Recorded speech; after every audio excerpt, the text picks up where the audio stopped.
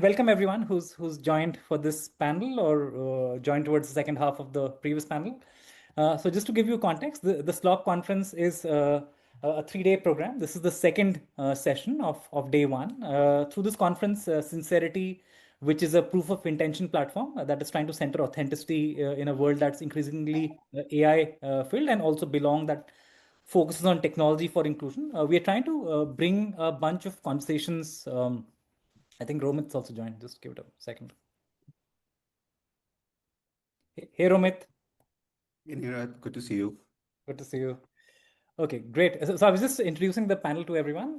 Through the conference over the next 3 days, we are hoping to bring a very wide range of conversations on different aspects of AI slop. So what's happened over the last 2 years is that AI has now made it very trivially easy for anyone to create any kind of artifact, right? Be it a proposal, be it a business plan, be it an op-ed, a research paper, a college essay. And the thesis that we have is that many of these artifacts they have the illusion of meaning and depth, but actually they are completely not correlated with that person's actual expertise or their intention, and hence it leads to what economists call cheap talk. Right? Cheap talk is where the talk that exists has no inherent deep meaning, and there's no costly signal, like economists would say. And when you have a system where there's a lot of cheap talk in different settings, in college admissions, in fundraising, in research, in policy design, then the people who take decisions, who consume this knowledge, right, they then are left with an incredibly hard problem of trying to figure out what's wheat and what's chaff, right, and what to pay attention to or not. And because it's so hard, they end up making a lot of type 1 and type 2 errors, which is essentially stuff that should be paid attention to isn't, and stuff that shouldn't be paid attention to gets a lot of bandwidth. And this phenomena has already started to appear a lot of, if you go to a LinkedIn, if you go to, let's say, many philanthropy organizations, many investing organizations, many colleges, they're drowning in slop. So through this conference, we're trying to, first of all, just unpack what the problem really is. Is it even there? Are we imagining this problem? And is it showing up homogeneously and equally, or are there differences and subtle differences in different spaces? So this session, I'm super excited to share that we've got 3 people who have been in investing for a longish time, and they are bringing different aspects of investing and their experience with AI and technology. So we've got Shubhadeep, who's leading Wavemaker in India, which is a investing firm focused on climate and sustainability. Previously, he was an investment partner at Omnivore and has lots of experience over the years of investing in early stage technology companies, lots of AI companies in climate and agriculture. So welcome, Shubhadeep.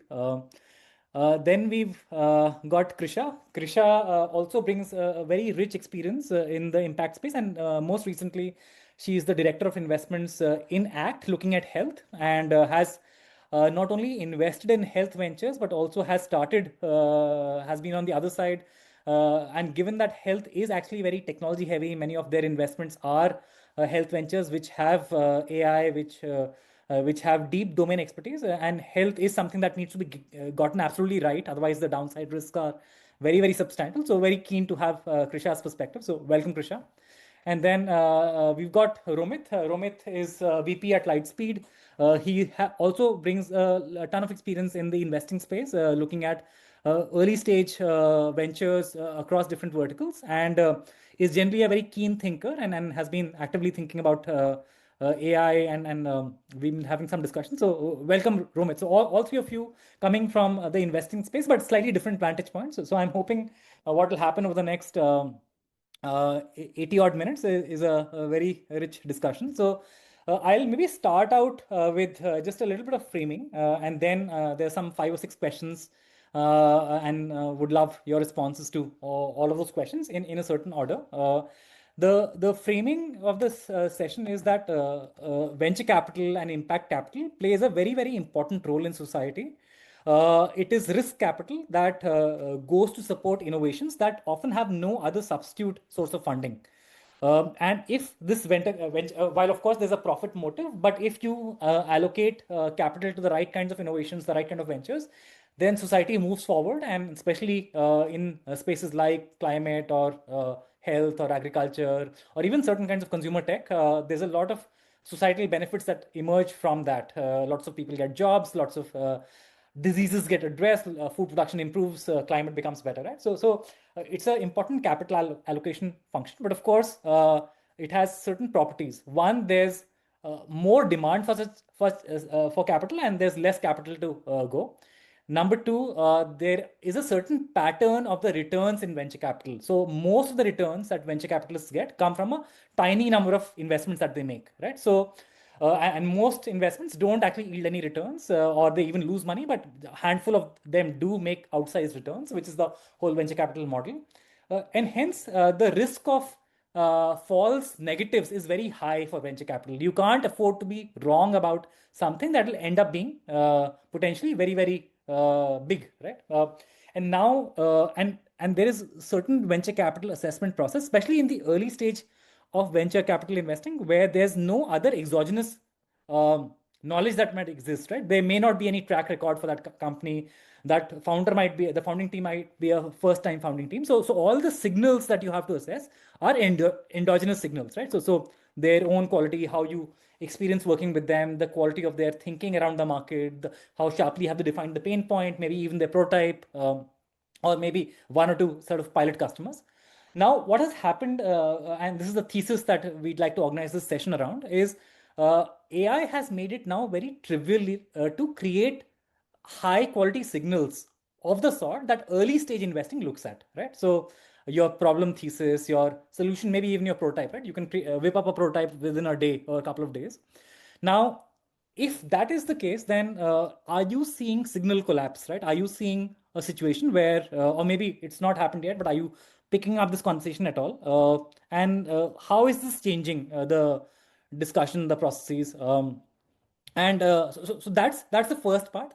The second part is, of course, all the investors. You also operate in an information environment, right? You are constantly making judgments about what is investable, where is the world heading. You're consuming information from informal channels like LinkedIn or formal reports, your peers, the founding. And again, that information environment is also getting quite saturated with AI generated content, right? So LinkedIn right now, I think the previous panel, Santosh Desai, he said that LinkedIn is now the grand central of slop, right? So I found that a very, very cool sentence and phrase. And similarly, other reports also are equally kind of sloppy. There's lots of evidence about a lot of research firms now using AI. So your own information environment that you use to make your minds up, make up your mental models, that itself is now getting AI slopped, if one were to call it that. And second, the signals you're receiving from the people applying for funding are also now so that's the context. Now let's start with the five or six big questions, and feel free to come in kind of popcorn style on these questions. So on the founder and startup side, are you seeing any changes in the pitches either directly over the last 12 months? I mean, and there's been a very distinct discontinuity where the models suddenly have become better, right? In the last 6, 7, 8 months, there's been a discontinuity. Are you seeing any changes in the pitch environment? Uh, and are these different from what you were seeing, let's say, 2 years ago, 3 years ago? And do you believe that the correlation is breaking down, where so it would be perfectly all right if the pitches were becoming better, but those were becoming better in a way that's correlated with inherent quality of the founder. That would have been a fantastic thing to have, right? So what are you seeing? So maybe let's start with you, Shubhadeep. What have you seen in the last 6, 7, 8 months? So, uh, thanks for the framing, and I think incredibly interesting topic. But so if I honestly look at the quality of course, I guess one of the things is that they've become a little more common is that the thread or the readability is kind of the same. So you can easily figure out, which is fine. Like all of us use it as a productivity tool, but you can figure out whether this was thought about in depth or not, or it was designed as, hey, create a pitch deck for a fund, etc., etc. But to be honest, I think maybe, and this is just a personal reflection, in some of the spaces that we end up working in, I haven't seen the extent of the slop that you described, right? So it hasn't trickled down to the effect where because these are all so very different problems. Many of them are with stakeholders which are not, let's say, top 1% of India, right? So it's to do with a lot of rural India, it's to do with a lot of smaller kind of lower income customers sometimes. So I haven't felt the overwhelming need to basically debottleneck the fact that, oh, everything is AI generated content. Um, there have been some instances, of course, but I don't think that I've seen a sea change in the way how presentations come about. Um, and maybe it's also a function of where we source or where we end up kind of looking at. Because we are maybe a bit sectoral, that is my view. I haven't seen it enough. But one thing for sure is that and maybe we'll jump to the internal part later on, but in some of the other spaces where my friends and peers work, which are a little more broader and a little more consumer focused, uh, there have been some interesting conversations, and there we have been chatting about how difficult it's becoming to kind of maybe glean who's what. And one of the proxies which I see a lot of peers using is going back to maybe the original way of figuring out, okay, where did this come out? Was this a very strong referral? Do I know the human behind the pitch deck also, right? And a lot of the indexation is going back to that, to maybe clutter off or kind of debottleneck this aspect. That's kind of been the conversations I've had with some of my friends and peers. Thanks, Shubhadeep. Krisha? Thanks, Nirath. And hi, everyone.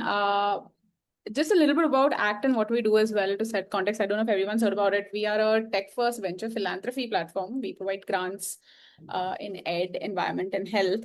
On the topic at hand, and just from my own personal experience, and this is great that this is coming like a week after the India AI Summit, where all of us drowned in AI slop. For those of us who made it to Delhi and went through the hundreds of security checks, we're definitely seeing a lot more slop, a lot more, I would say, content, not just slop, but a lot more content in terms of just the way just the way people are talking about solutions. Now everything is AI powered. Like everyone who's pitching has AI powered health, AI powered climate, AI powered ed. I don't remember the last time my inbox had a solution pitch, because we get a lot of cold pitches, by the way. Given what we do get a lot of cold email pitches as well. And because these are grants, there's a lot of, I guess, just the way framing is done as well. I feel like the baseline has definitely risen in terms of how people are framing the topics, how people are framing the solutions. So I definitely do feel the baseline has risen a little bit in terms of how the framing is done, how the content is shared. Not necessarily that the content is much better quality. Nearer to your point, the correlation between the quality and the so-called richness of the content. But I do believe just the quantum of solutions has gone up. The quantum of slop has gone up. I also feel it's a little different sector by sector. To Shubhadeep's point, I do feel science-heavy sectors, it's probably easier to see through this a little bit in terms of it's easier to tell the depth of technical knowledge versus not, even in just written material, even before you interact with the human behind the material. I also feel like those of us who are using a lot more GPT, we can almost tell now when something is GPT written. If not X, then Y, and so on. I think there are very clear prompts that you can just tell now. M dashes. I recently was talking to someone who said they have put a filter, or they've written a code on their Gmail to tell if there are too many M dashes, and they know the email is written by. So I guess those filters are coming in, and there is slop. But definitely agree that it's not necessarily correlating to the quality of what's out there. And I think there's a lot more in the work that we do, at least there's a lot more riding now on who's the human behind the content. And sort of, I think the effort involved in parsing through the content has also gone up for us to really understand the product, to really sort of almost, I think the first level is almost becoming brainstorming with the person, almost whiteboarding with the person, as opposed to just now going through the pitch deck is just not enough. That's, that bar is no longer the base level bar, I guess. But yeah, that's sort of just my opening thoughts on just what we're seeing. So we'll definitely double click on the how the process is changing, right? Both you and Shubhadeep have said that the locus has moved to the person behind the whole thing, and then how you assess for that and what are the pros and cons of that. Romit, what about you? What are you seeing at light speed? Yeah. Thanks, Neerath, for having me over. And, Trish and I used to work together along with you. Sort of feels like a mini reunion. Exciting start to my day. Neerath, so just for context, we are a $500 million fund in India. I think as a team, we were doing some math internally. We probably see around, like, in each individual investor would perhaps meet about 15 to 20 companies a week. So like each of us is meeting about on average 800 to 1,000 companies a year. And then sort of multiply that across 10, 12 team members, and of course there's some kind of overlap, but on average we're meeting about 6 to 8,000 startups a year, right? So the volume that we get is a lot more. Now I feel like when you get that kind of volume, early stage venture is fundamentally, in absence of data traction or any kind of business metrics, so as to speak, it is essentially a signaling game. You want to signal that you're a high quality founder. The way you would typically signal, I mean, you have multiple axes through which you could signal. One is, of course, your pedigree, background, education. It could be what you have done, who you got introduced via. It could be your depth that you have in a particular field. It could be the kind of consumer insights you have. It is, of course, the quality of your deck and storytelling. All of that in some shape or form comes together to signal that, hey, like this is like, I'm a high quality founder. And that is that is typically like the game, that's typically the game behind that's happening on the background, right? Now, as a venture fund, you would typically catch on to a few of these signals, and that forms a founder or an investment spike that you typically latch on. I think this is really important for this kind of business, and I think this spike, which the founder is signaling, really matters to us to particularly make that investment. I think that what AI has done, I feel like a few of the spikes that were uh, behind certain domain knowledge, for example, how to create a really kick-ass pitch deck, that was harder to, that in some sense was not gatekept, but like was a harder skill to acquire. Like you either had to be a sharp MBB consultant or sort of really understood what makes for a great pitch deck. How to think through, let's say, depth of your business model at a very early stage, that used to involve at least a far more amount of actual earned stripes versus, let's say, you being able to rattle that off because you had a 2-hour session with Claude. All of those things have changed.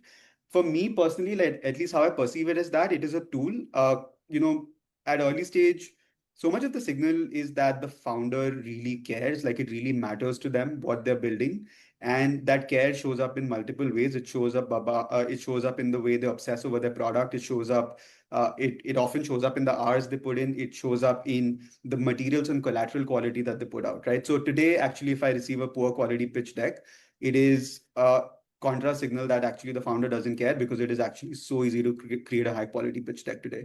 Like you just do not care enough, right? Like that's actually an interesting contra signal that I've started picking up, because there's zero excuse to put out sloppy materials in today's day and age.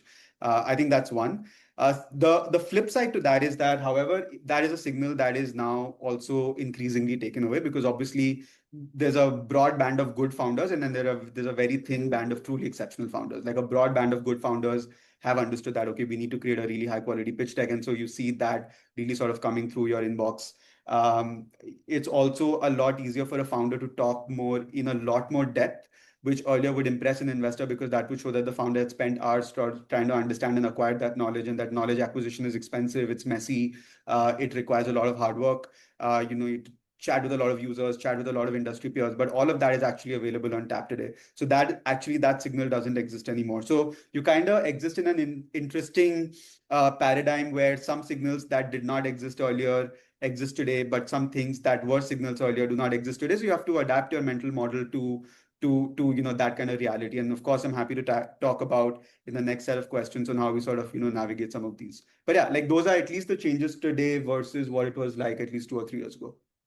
Yeah, no, that's really interesting. The deltas you're seeing for different kinds of signals. Would you say that there is signal compression that's happening, right? Because obviously the cost to evaluate is also high, right? When you start to, as you go deeper into the funnel, the cost to actually meet with people, have that brainstorm, those are costly activities for a venture firm to do, right? So Yeah. at the top of the funnel, would you say there's signal compression that's happened and it's difficult to decipher? I would say not yet, because I feel like there's something fundamentally human about you as a person that AI can't solve. Like, do you care enough? Right? I don't think AI can solve that. Like, for example, like as Krisha was mentioning, that it is so easy to figure out AI written slop. And reality is, if you spent like 30 minutes in the AI ecosystem or engaging with an LLM, you would understand that if you put out that kind of content, it is very evident that it is written by AI, and like people will roll over their eyes. Like, no one wants to read AI slop. But reality is that, as Santosh was saying, like LinkedIn is the central of all AI slop. It's just because people don't care enough. Like, everybody knows it's written by AI. So I think that's fundamentally human, right? Like, will you go the extra step to figure out that, hey, like, yes, AI is available to me, but how do I use it in a way that does not shortchange hard work, or that basically assists me rather than that being front and center? I don't think enough people make that effort, at least till now, for it to be a problem where I feel like I'm inundated with high quality signals theoretically all the way around, and I have to go a lot deeper. Yeah, and I think that's just a human problem. It's not an AI problem. Right, right. And do you think, like, and this is again a question to both, all three of you. So, do you think, because some of these things that uh, which are proxies for AI generated content versus human generated or human at least modified content, right? Those proxies are now evaporating. OpenAI, for instance, they removed M dashes, right? And as the models improve, and as people become more adept at using AI, remember that a lot of people don't know how to fully use AI, how to give it skills to sound like it's them, right? So, do you think these are durable screening mechanisms, whether this seems AI written or not? Or do you think, let's say, if you just project a year down the line, what do you think will be the equilibrium for you guys at the top of the funnel? I think it's Now let hard to Krisha and say. Shubhit. Yeah, I think it's really hard to say, honestly, because it's also changing really, really fast, right? Like, we're all playing the catching game, if you will, right? Like, um, AI, it's very cheap to sound intelligent, but it's actually still hard to generate those insights, to have those, and I don't think AI is doing that yet. That lived reality of being a founder, of, to Romit's point, really, really caring, right? And that shows up in the way that it shows up in many, many ways when you're actually interacting with them, whether you're interacting with just the written material, whether you're interacting with the person.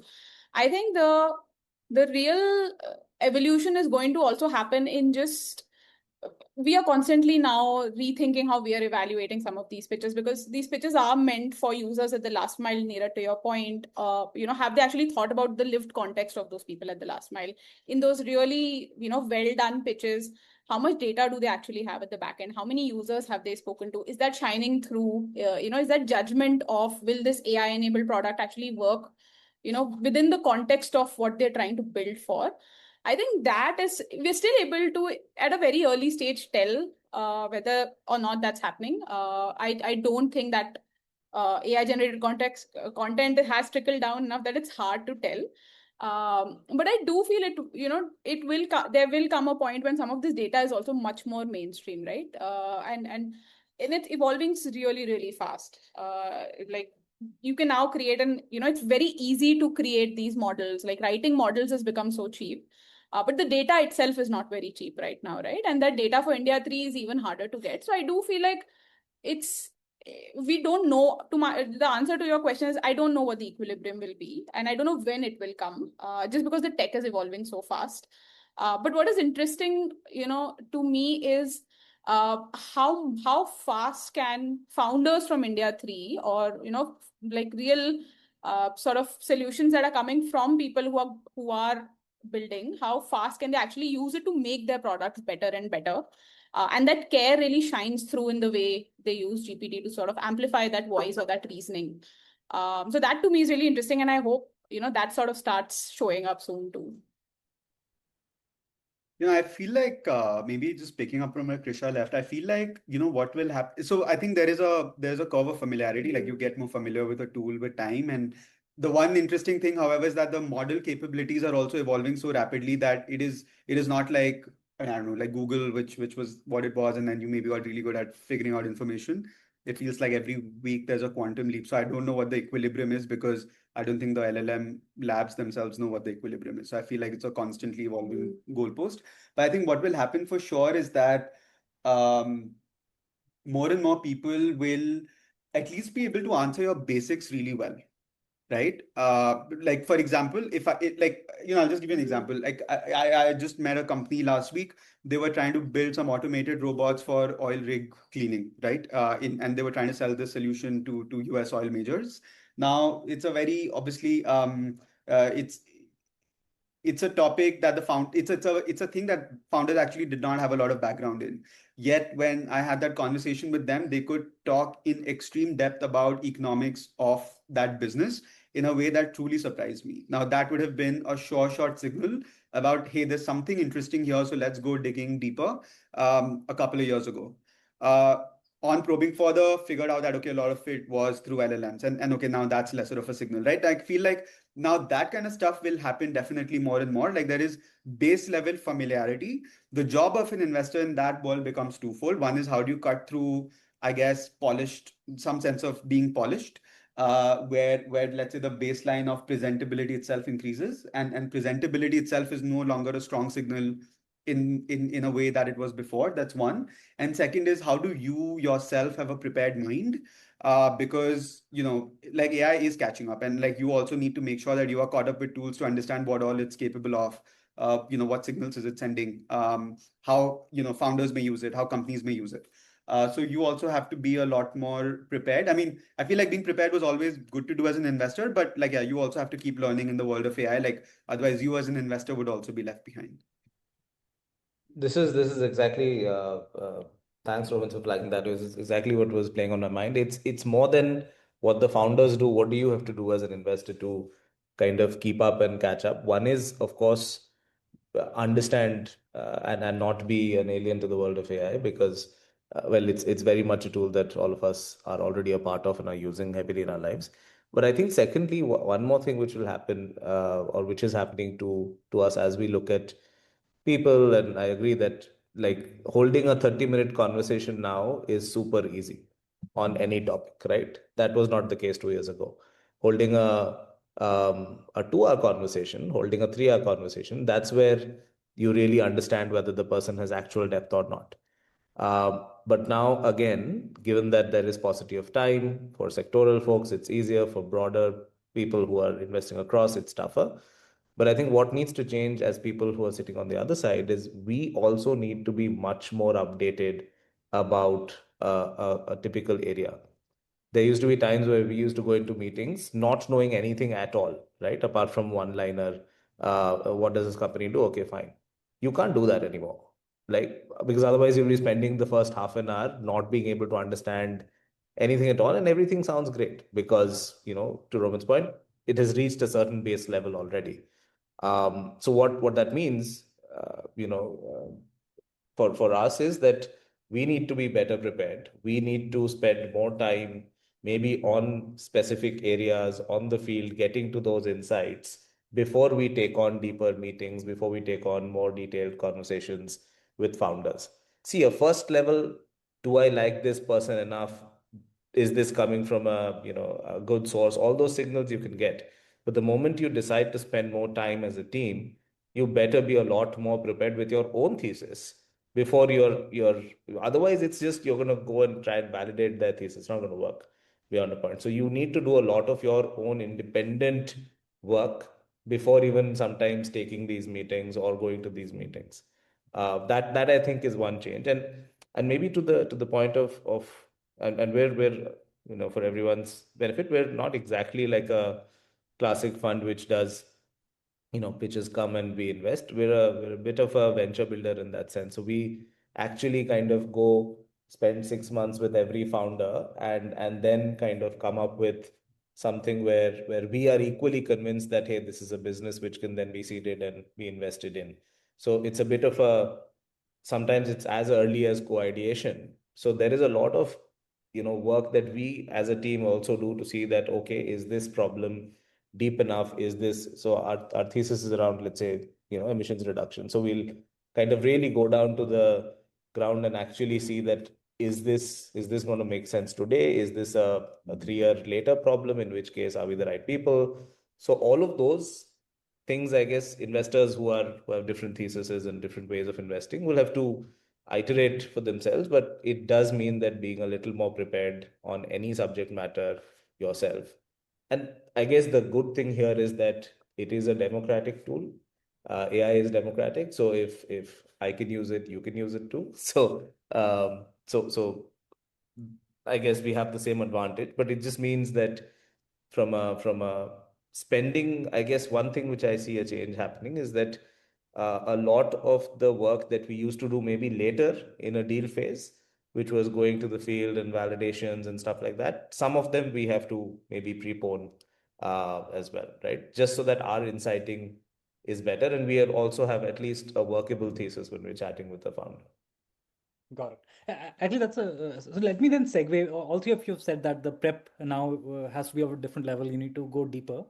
Now, if you look at, which is the second question, right? Your own information environment, right? Both the coded information you consume, let's say the stuff you read, the conversations you have with others, your peers, your fellow investors, and so on. Are you seeing any changes? I have two questions to this theme, but let me start by just asking you: are you seeing any changes that you can very explicitly kind of remember and call out in your own information environment in the last 6 to 12 months? Yeah.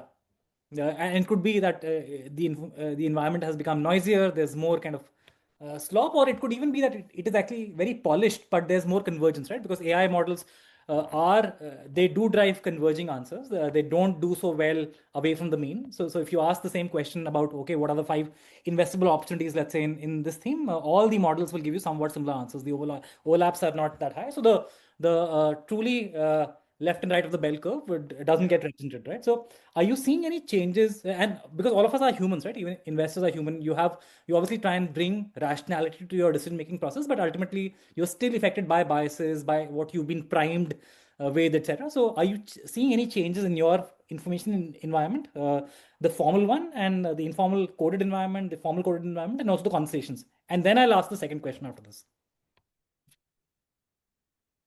Maybe it's a theme I'll keep coming back to, Neeraj, but like for me, I feel like I personally have started indexing a lot more on just humanity. I feel like if information is abundant, information or facts, no, well, not facts, but like I feel like information stops being signal.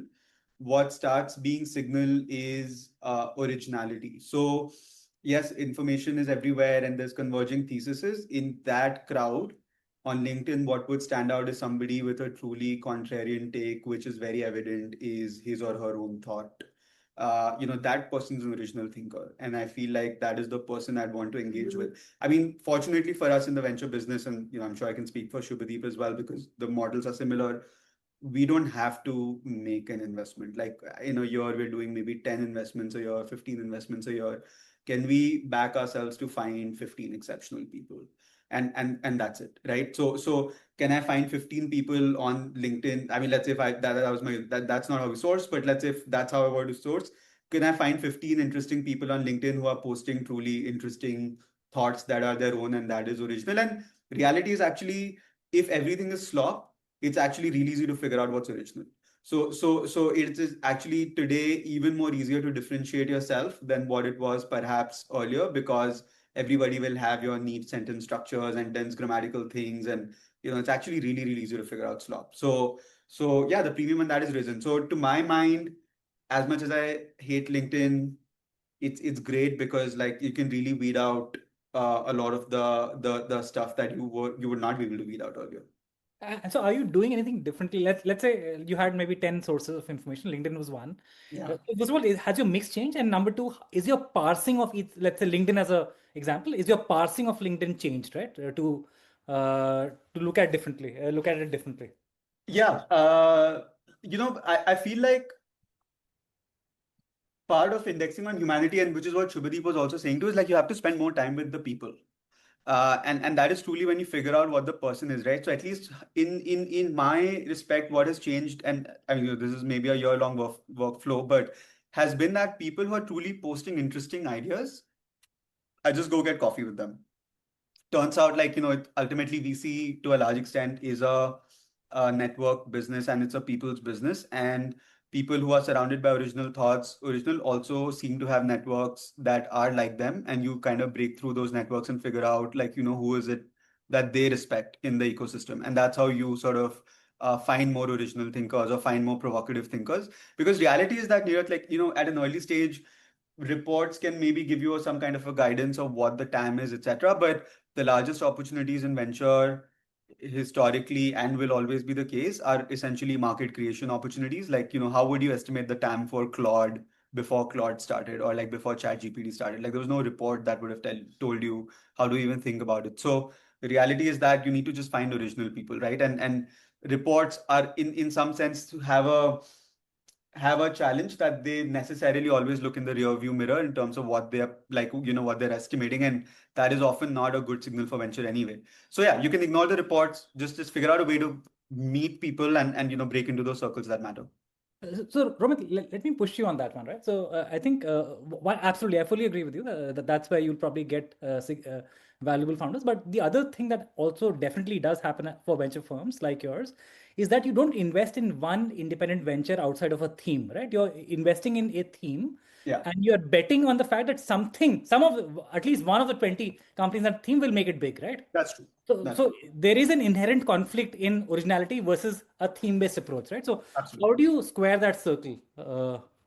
I mean, I'd love for Shubhadeep and maybe Krisha to chime in on this. I can tell you, at least for us at Lightspeed, we've learned our lessons that our biggest misses have been when we did not back our instinct of the founder, but we let our analytical minds come in the way, saying that, oh, like unit economics will never work, or the market is not large enough, etc. And we that's how we missed, let's say, some of the largest consumer internet outcomes that you would have heard of. And actually, it turns out we were right. The unit economics did not work. Public markets didn't care. That market was not large enough. The special founders pivoted their business models, and reality is like as much as we were right in our analysis, we're not in the companies that are large today. So at least the learning for us on the hard side is that just index on the founder, Nirath. It is not on any other information. And the best way to index on a founder is to really, really get to know them personally. I feel like spikiest people are not a product of like what they are point in time. They are there because of a history of decisions that they have taken. And those decisions may or may not be pedigree led, but they certainly are unusual in a way that will make you think, oh, that's interesting. Like, I don't know why you behave that way. And oh, like yeah, wow, that sounds very unusual. Like, it's not something that I commonly hear. They have a very high pain tolerance. And these are all human stories, which is what my point is. I have to index on humanity. The only way you do that is really, really spend time with the founder. So the way you would then prosecute, let's say, one company out of 10 in a space is figure out 2 or 3 founders that you really like, get to them early, and then spend as much time with them as possible, where you get to a point where you say that, I trust this founder with my dollars, space broadly interesting, business model, this person will figure something out. Yeah, no, that's super real. Okay. Shubhadeep, Krisha, your thoughts on this?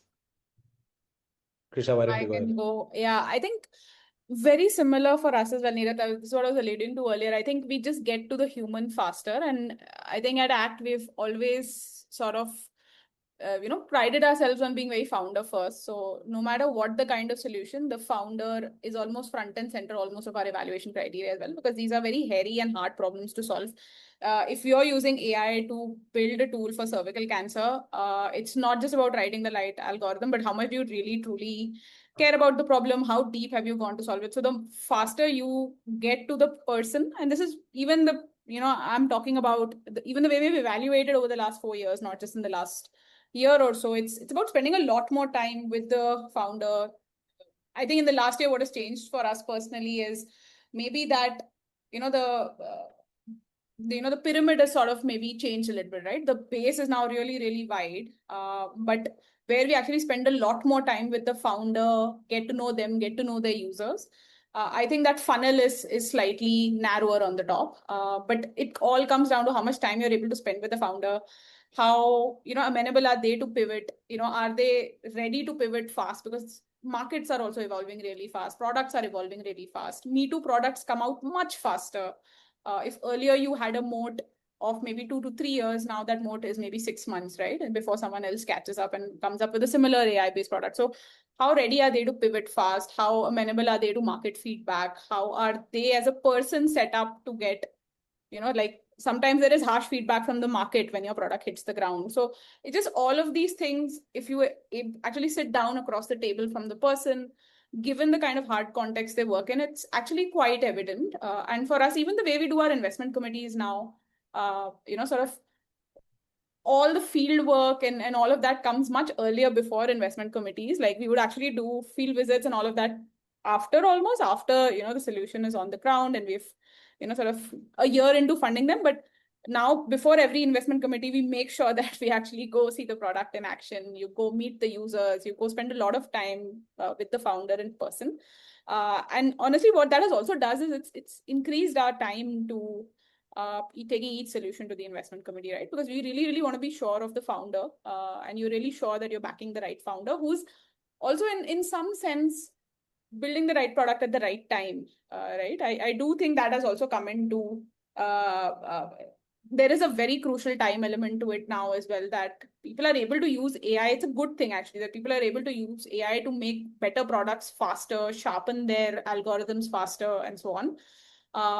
But again, how much can you get to know this person that he's actually going to be able to use all the resources that are now available to everyone? It's democratized all these resources so much, AI, that is this person going to actually ride this wave and fast enough? I think that's another thing that for us, we're judging that more and more. Yeah. It's interesting, we're all kind of saying the same thing in different ways, right? We're basically saying the indexation on the human is more. The preparedness for us on the other side has to be more, and things we would have done later on in the investment process, we're doing it earlier.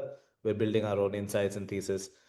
I go back to the fundamental thing. So currently we're in a venture studio, venture builder approach. We're so early that the founders sometimes themselves are just ideating, right? Or don't even have that yet. So in that parlance, again, all you have to underwrite is the founder, right? And I guess Rohit was making the point that their decisions, why they have done certain things in life. And I go back to the fundamental tenet of like human will. Human will is this magical and superb thing, and we have seen resilient founders, I'm sure all of us have,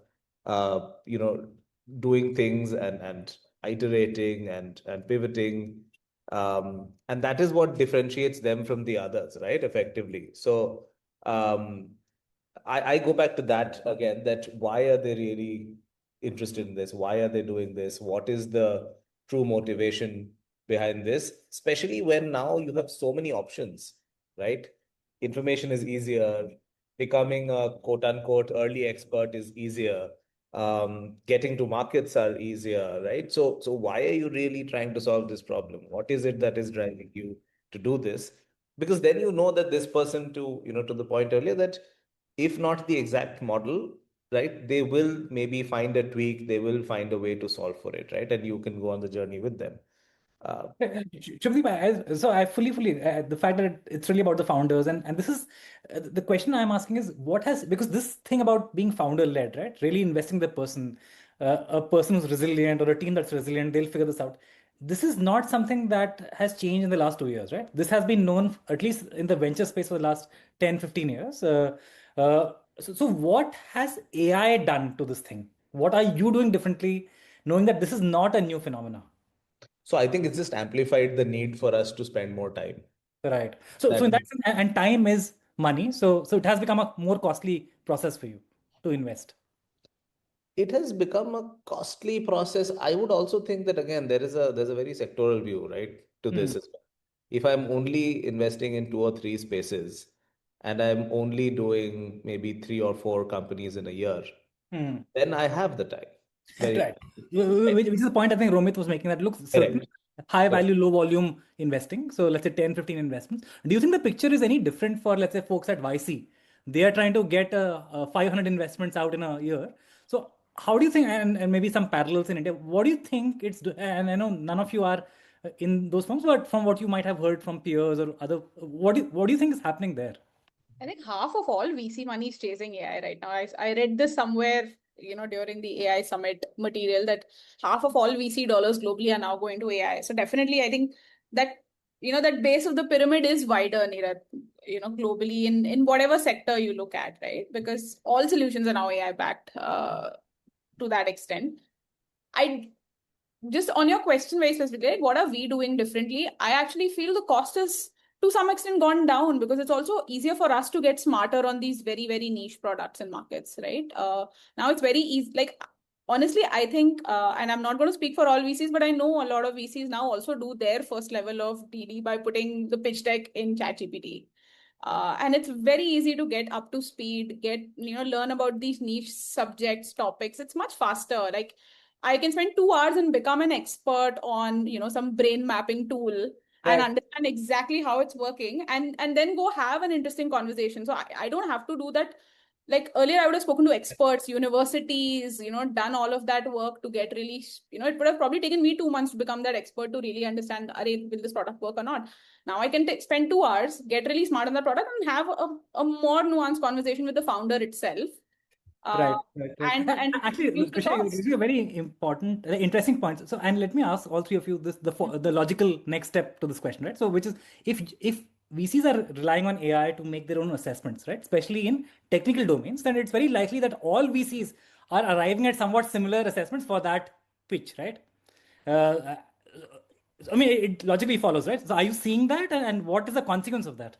I won't answer that one. I'll let either Romit or Shubhadeep come in from mainstream VCs. Neeraj, like I think it's a great question, but reality is if you look at just VC as an industry, and VCs are kind of rightly, I'm guessing like pilloried for it, but it's a herd mentality industry, right? Like one term sheet materializes multiple more, etc.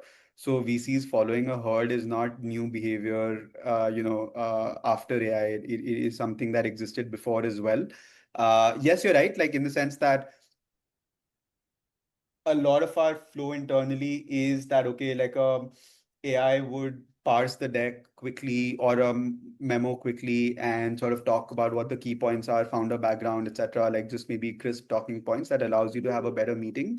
But if you are a good investor, the point is that you would obviously want to pick up on signals of what you're hearing in the meeting and then go beyond versus just, let's say, following a script. I mean, then you're just what's the difference between you as a human and an AI agent that's just following a particular script, right? Yeah. So then that is the skill that you bring into the game, and as like all human skill, like professions, that skill level is different by people, and like some people are really good at it, some people are on a curve, some people are not good at it, and I mean that's just how like this. Yeah.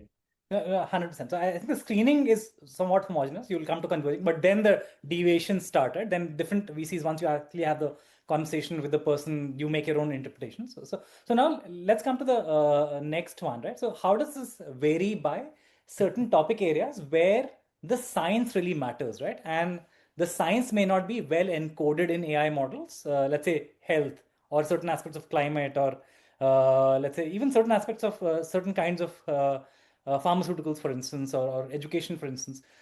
How are you seeing, and Krisha, I think you said that, look, you'd be very wary of somebody who used AI to build up a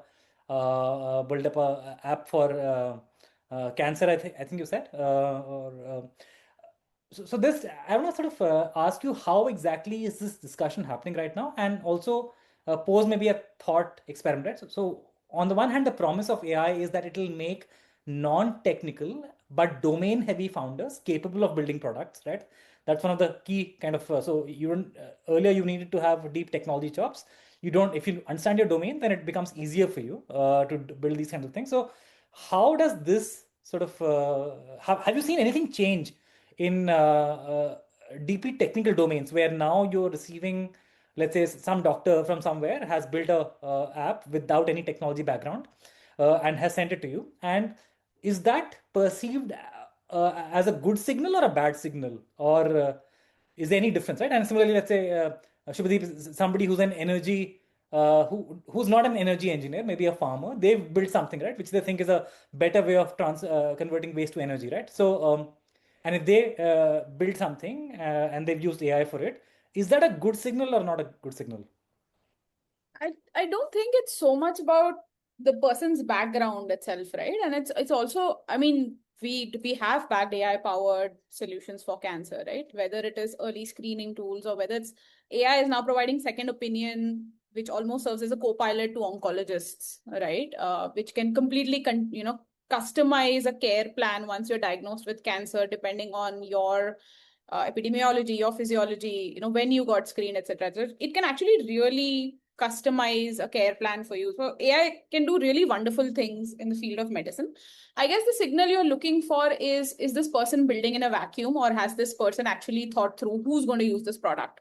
Because it's not as much about building the product anymore, Neerath, as about adoption and use, which for us can also come through even in the very first conversation, right? If you're building an AI tool for nurses at the last mile who are going to use an extremely invasive process, like cervical cancer screening tool that I was talking about, is actually, it can now be, cervical cancer screening is an invasive process, right?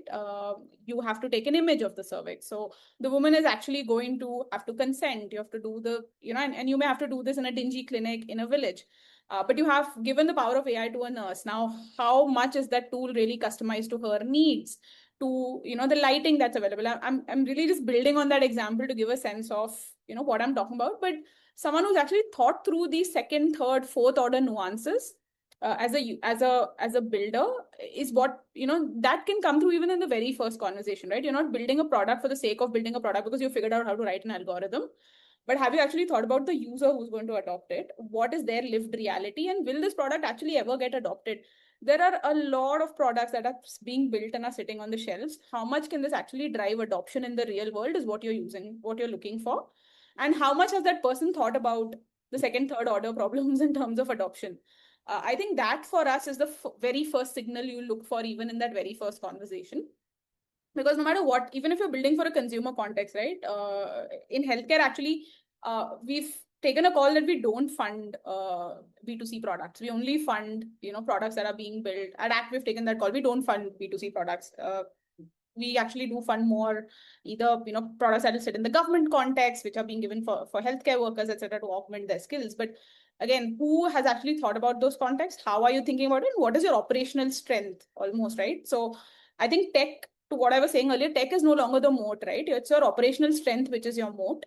And how well are you able to think through your operational challenges? I think that for us is front and center when we're having those conversations with founders.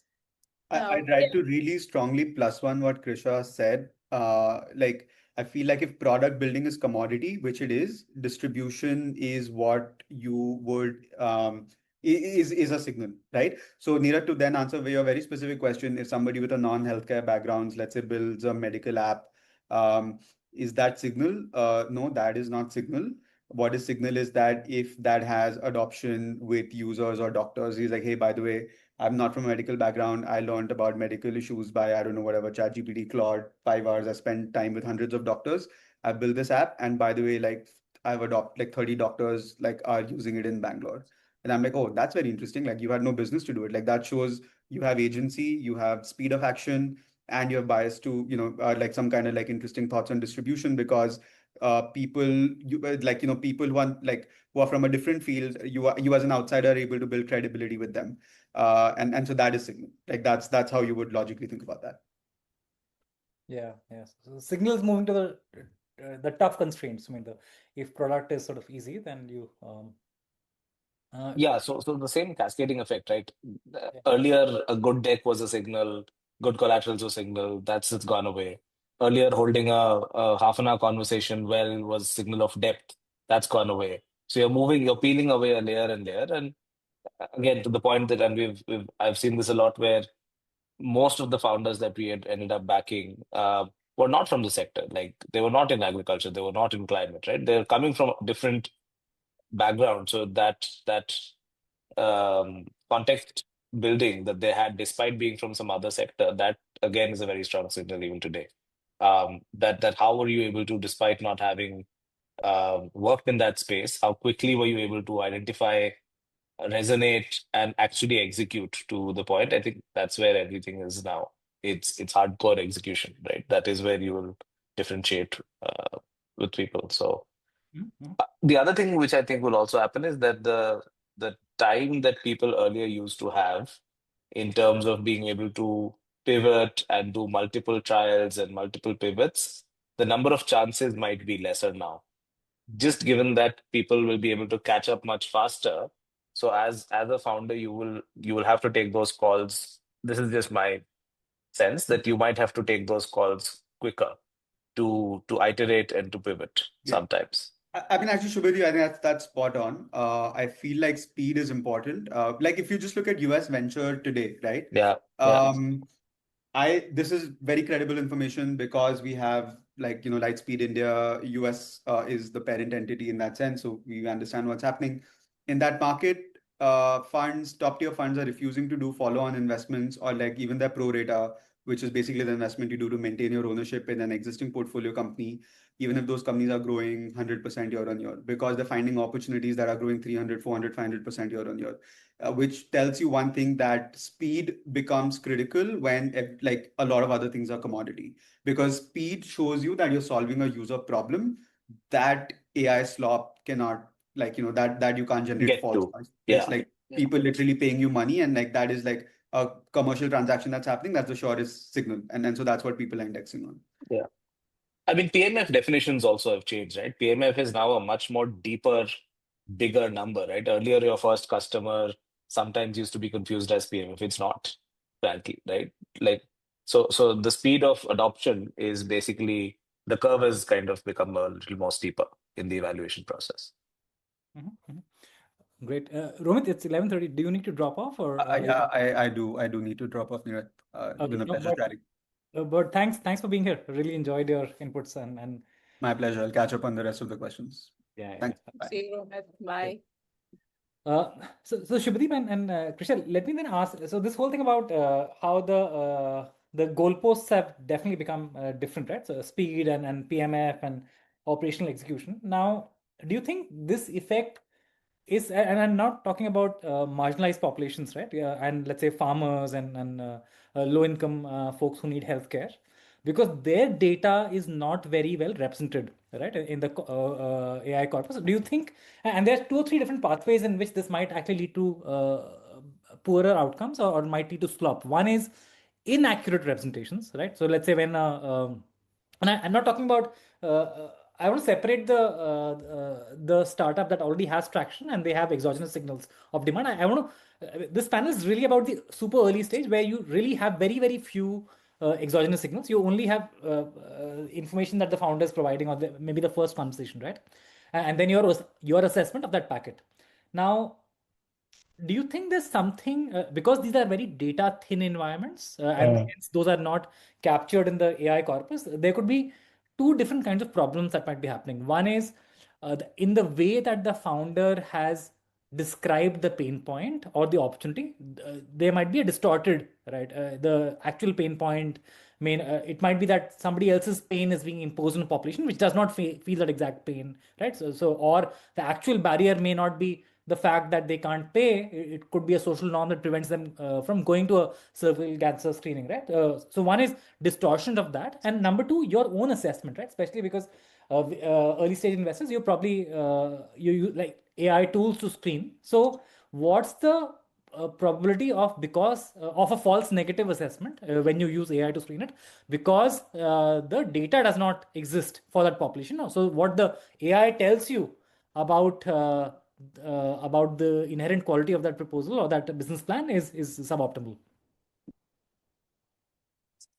I think data definitely doesn't exist. It is being created. I think some of the early investments that impact investors are doing is helping create that data. So I think the foundational investments are actually needed towards solving the very problem that you're talking about. I think definitely if there are solutions that simply gloss over this fact or they don't talk about the inherent data challenge upfront, that is always a red flag.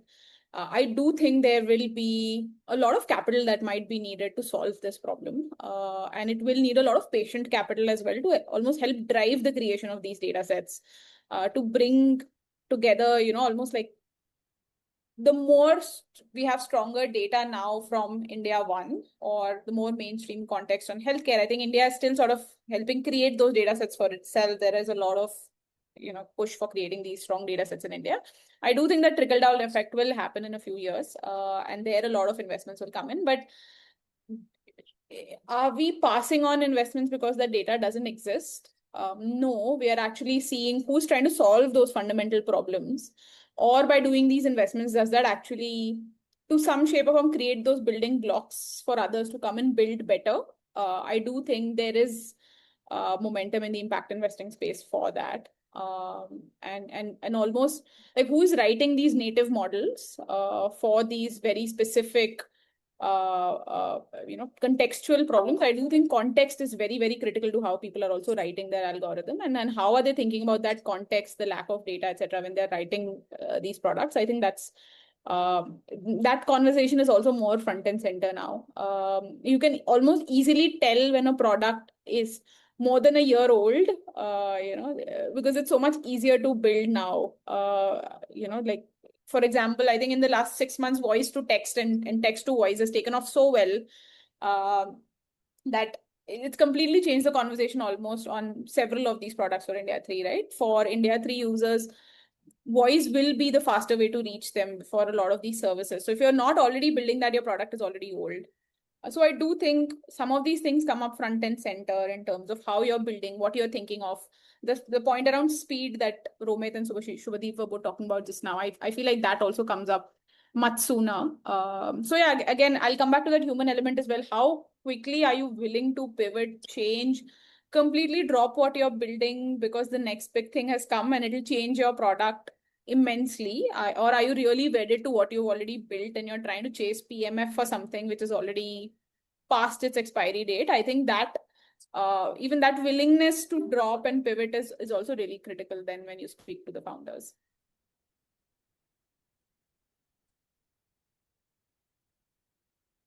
No, nothing else. I've just been thinking, I think we're on the data scarce part, like it's always been a challenge, right? For us in these spaces, you don't have data to even the quality of rich data today is not there. I mean, and this is internal, we're just doing some numbers around, like, can anyone today give me an exact count of smallholder farmers in India? You can't, right? Even today, you can't. I can give you an approximation, you can give me one. So that is not going away. But I think what it generally does is that it helps you guide towards a certain, I guess, problem statement at best. But as a result, sometimes what we've done is we've stopped thinking of data as like the holy truth. Like it may not have to be 100% accurate anymore, right? That is the inference that we are drawing. And again, going much sooner onto the ground, going to stakeholder engagement much faster in the process or much earlier in the process is, I guess, what we are ending up doing, as opposed to and while again, as Krisha said, there are foundational data blocks being built. There is, at some point, if I talk about the farming space, we've been talking about AgriStack for 7 years now, right? 8 years. Now I see that there is some enrollment happening, and there is, hopefully that will see light of the day next year or somewhat. So some of these are also fundamentally time-taking processes just to generate that first level of data. But there's no dearth of work happening, to be fair, right? So yeah. That was really exciting, to be honest. The fact that there are so many people who are not getting daunted by this task, but who are willing to sort of work with the building blocks for us, especially in the impact investing space. It's very exciting right now. The kind of pitches that come in, and sometimes we almost feel like, oh wow, you've actually thought of this problem, even I didn't think of this problem. There's no expert right now, Niraj. I think it's all coming. There's no longer any expert anymore in the AI space. I must say that, like, experts are being made every day, every hour, if you will. But yeah, it's a good time to be alive, I would say. Yeah. Let me come to the final two questions and then we'll open up to the audience. So first question is, we've so far talked about the investment stage, but I also want to talk about the post-investment stage, right? So obviously you stay in touch with you help them succeed, and there's a lot of shared, different venture firms have different models with different levels of support and check-ins and so on. So two-part question. One is, are you seeing any risks in the way in the post-investment process, how those companies use AI, right? And which might simplify their market research, which might how does one ensure that the investee companies are rigorous? That's number one. And number two, the dark side of that phenomena is, have you seen any evidence directly, or have you heard where companies, especially in the impact space, are fabricating data, right, and sending back, and especially when it's not numbers in the bank, but it's, let's say, user engagement. And now it's super easy to fabricate statistically valid data, right? So earlier you'd figure out patterns that look, this is not stochastic enough, this is very, so yeah, whichever question you think is more interesting, let's start with that. So to the second question, I think not yet, thankfully. I haven't really seen misrep in terms of AI misrepresenting numbers and all of that. But again, I think if you take a very, very large sample set, it'll happen for sure, right? And it'll go back to the same point that I was trying to make earlier, that it is on us as the investor or as the shareholder to move up in terms of the engagement and the compliance ladder in that process, right? So you put in systems earlier, right? What was okay for a Series A plus company, you will now do that for a seed stage company in terms of tools and in terms of monitoring and in terms of audits and stuff like that. It's bound to happen. It's already happening, right? Frankly, where like I remember what we used to expect of companies who probably had less than $5 million in revenue. That bar has shifted much earlier. It's now we want those things from day one, whether it's a detailed MIS report, whether it's a quarterly audit, internal audits, like those kind of things have just kind of come earlier as a result. But yeah, I think again it boils down to human intent at some point, right? If the incentives are aligned in a way that there is an incentive to show bigger numbers, right? So what we try to do, at least internally, at Wavemaker Impact, is because we're with the founders from scratch, we try and put in a DNA that, okay, while there is this pressure in a good way to reach out to as many people, to scale as fast as possible, let's not take shortcuts of any kind. If there's a genuine problem, let's discuss it early on. And then we have the other way to deal with this is that we have different teams engaging with the founder post-investment as well. Otherwise, in a typical venture fund, you have like one board representative who's engaging post-investment, and then it's a monthly call or it's a fortnightly call, and beyond that, you stop going to the field and all of that. But we also have like a portfolio acceleration team, which is then helping these founders actually get to their non-financial goals as well for the next 18 months. So it's a lot more heavier in terms of engagement post-investment, because you're trying to set them up for success and you're trying to build the foundation in that period of what is not worth doing, right? And again, we've all seen this, that there's a tendency that we do to kind of window dress a company, right, for fundraising and all of that. I think that's very short-lived, right? If you take a very long-term view, you can get through it, maybe one round of funding.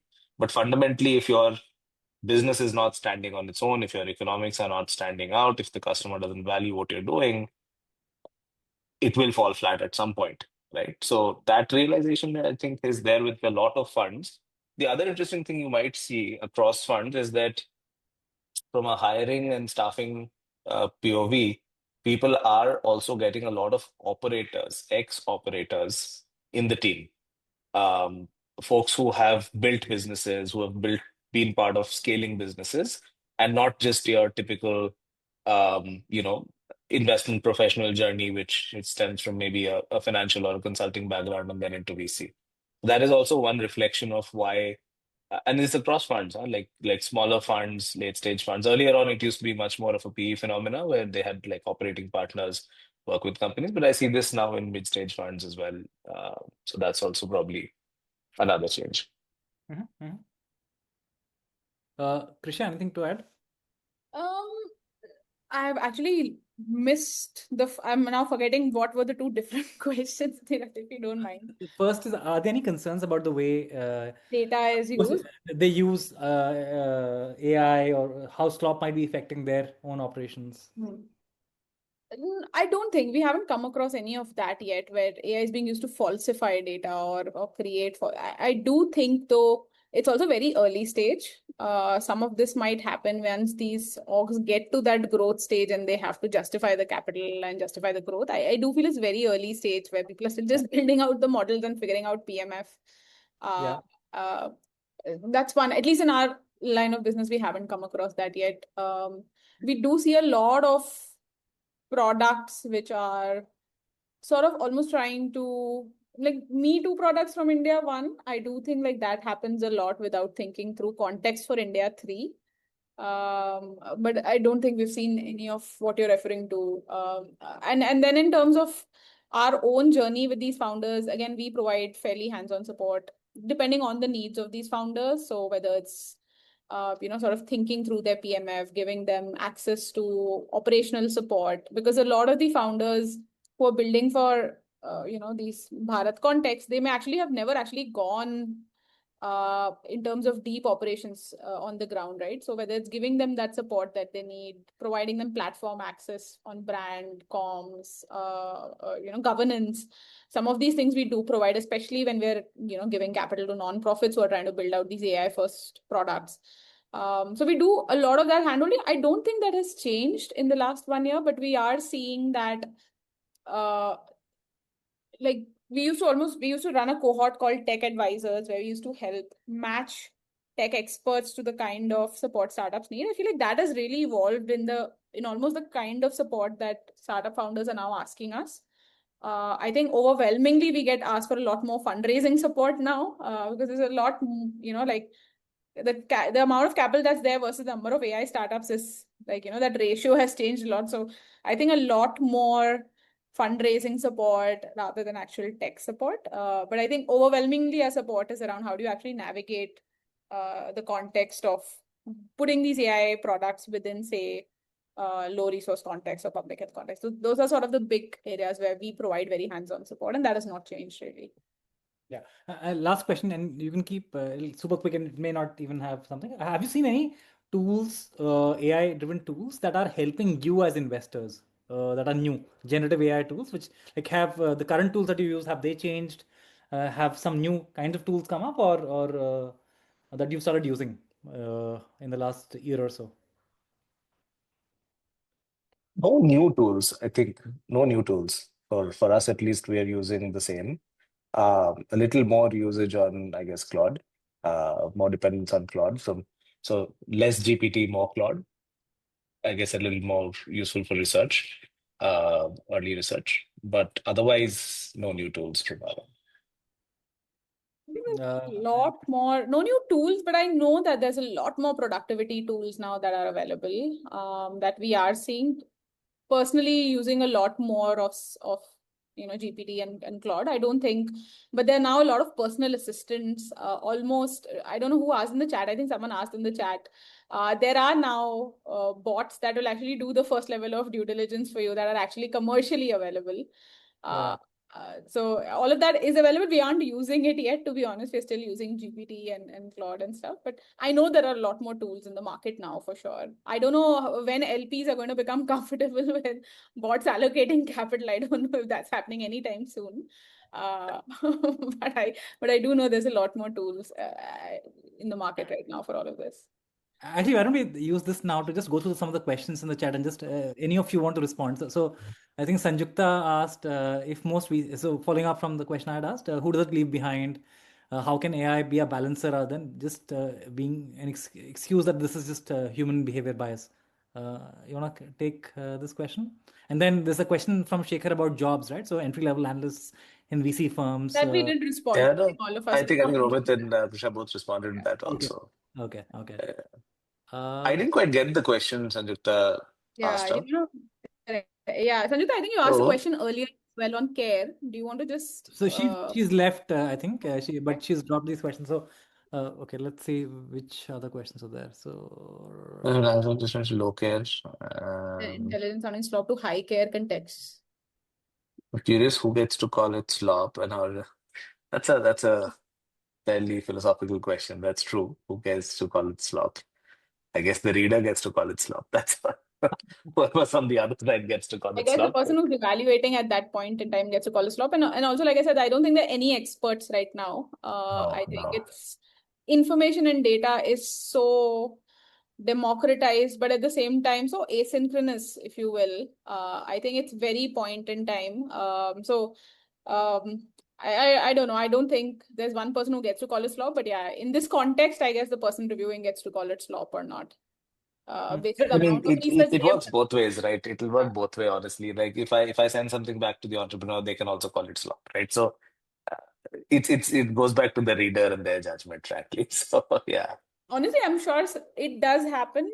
I'm sure it is happening that even when VCs go talk to entrepreneurs, or when impact investors go and talk to entrepreneurs, and they walk away feeling like this guy had no idea what I'm talking about, and my product is far more Absolutely. superior to the knowledge they have on this very particular field. Absolutely. Absolutely. Because exactly, like honestly, it's shocking what they can do right now and the kind of products that we're talking about. It's mind-boggling. So I'm sure that is also happening in reverse, that the amount of research we go and do before these conversations is also not enough sometimes. And I'm very considerate of that. Yeah, that's exactly where I was coming from. And I said that we now need to be a little more prepared, right? A lot more prepared in going into meetings and conversations or thesis building when we do that. Yeah.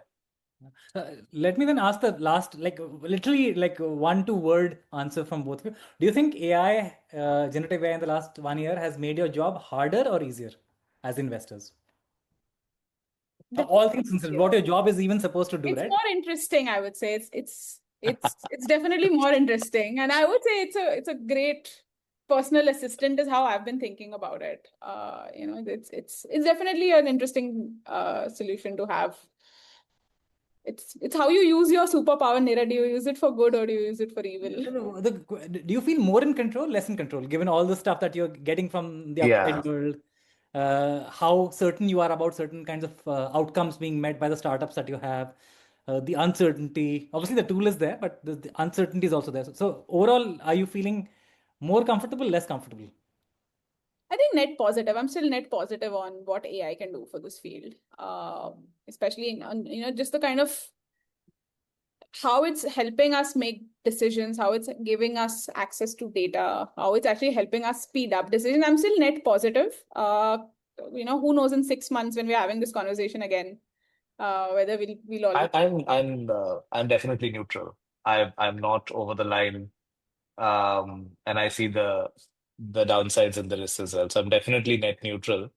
But also full disclosure, I'm not a very, very avid user of AI yet. Some of my colleagues use it a lot more. I still like to kind of depend on human signals, and market realities sometimes, which is why probably I'm net neutral right now. Great. With that, I think we come to the close. Krisha and Shubhadeep, thanks so much. This has genuinely been a super interesting conversation with both of you, and of course Romit. We'll put this up, we'll edit this and put this up, and also we'll harvest some kind of written articles from this, and we'll send it to you. We'll love to co-author it with you. So yeah, and there's also this other thing that that's going to go live on the 28th, which is called the Museum of Slop. It's just a digital archive of what people are experiencing. So we'll send you a small link if you want to quickly record 1 or 2 minutes of what you think about Slop today, tomorrow. I mean, it'll be great to actually have your thing up there when it goes live. Thank you. Thanks so much for having us, Neeraj. This was a very interesting way to start off my day for sure. Thank you. And likewise, and very, very interesting topics, Neeraj. So and thank you for having me around as well.